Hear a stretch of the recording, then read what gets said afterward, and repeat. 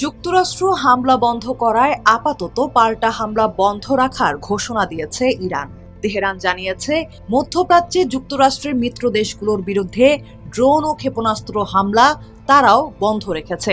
তবে এই বিরতি যে স্থায়ী যুদ্ধবিরতির ইঙ্গিত তা মনে করছে না ইরান, বরং তেহরানে এখনও আশার চেয়ে সংশয় বেশি।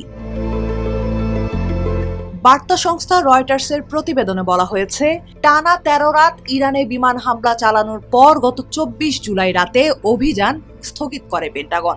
এরপর ২৫ ও ২৬ জুলাই যুক্তরাষ্ট্রের নতুন কোনো হামলার খবর পাওয়া যায়নি। একই সময় ইরানও যুক্তরাষ্ট্রের সামরিক ঘাঁটি থাকা প্রতিবেশী দেশগুলোতেও কোনো পাল্টা হামলা চালায়নি। নাম প্রকাশ না করার শর্তে ইরানের এক কর্মকর্তা জানিয়েছেন, তেহরানে অবস্থান আগের মতোই আছে, হামলার জবাব হামলা। তার ভাষায়, যুক্তরাষ্ট্র হামলা বন্ধ রাখলে ইরানও অভিযান বন্ধ রাখবে। এই বার্তা ইতোমধ্যে ওয়াশিংটনকে জানানো হয়েছে।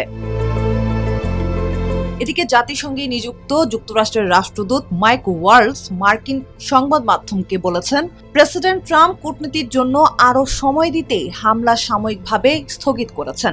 আলোচনার জন্য কিছুটা সুযোগ তৈরি করতেই এই বিরতি দেয়া হয়েছে। তবে যুক্তরাষ্ট্রের এক কর্মকর্তা রয়টার্সকে বলেছেন, ইরানের বিরুদ্ধে প্রায় ২ সপ্তাহ ধরে চলা অভিযানে পূর্ব নির্ধারিত বেশিরভাগ লক্ষ্যবস্তুতে হামলা শেষ হয়েছে। পাশাপাশি মধ্যপ্রাচ্যে ব্যবহৃত ক্ষেপণাস্ত্র ও গোলাবারুদের মজুতও কমে যাওয়ার আশঙ্কা তৈরি হয়েছে। এ কারণে বড় ধরনের সামরিক অভিযান আবার শুরু করলে ঝুঁকি বাড়তে পারে বলে প্রেসিডেন্ট ট্রাম্পকে সতর্ক করেছেন মার্কিন সেনাবাহিনীর শীর্ষ কর্মকর্তা জেনারেল ড্যান কেইন। হামলা আপাতত বন্ধ থাকলেও পরিস্থিতি যে স্বাভাবিক হয়নি তাই স্পষ্ট। তেহরানের মানুষ এখনো অনিশ্চয়তার মধ্যে রয়েছে।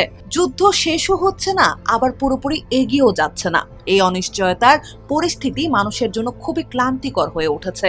অর্থাৎ যুক্তরাষ্ট্র ও ইরান দুই পক্ষই আপাতত হামলা থামিয়েছে, কিন্তু এটি সত্যিকারের যুদ্ধবিরতির শুরু নাকি বড় সংঘাতের আগে সাময়িক বিরতি, সেই প্রশ্নের উত্তর এখনো মেলেনি।